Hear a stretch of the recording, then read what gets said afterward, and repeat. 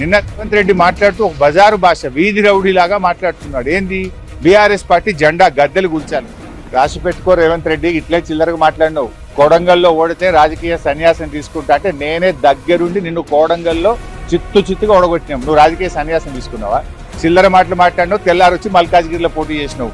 అబద్ధాలకు care of address, అబద్ధాలకు అంగీలాగు దొరికితే అది రేవంత్ రెడ్డి. నువ్వు ఈ చిల్లర డైలాగులు కొట్టుడు, మాట తప్పుడు, మడమ దిప్పుడు నీకు అలవాటు. రైతు బీమా ఎగబెట్టేసినావు.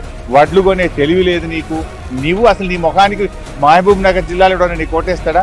నువ్వు రాసి పెట్టుకో రేవంత్ రెడ్డి, పాలమూరు జిల్లాలో మళ్ళా ఎగిరేది గులాబీ జెండే. నీ 2.5 ఏళ్లలో డైలాగులు తప్ప నువ్వు చేసింది ఏమీ లేదు. పాలమూరు ప్రజలు అన్ని గమనిస్తున్నారు. నీ వ్యవహారం ఇవాళ ప్రజలకు అర్థమైంది.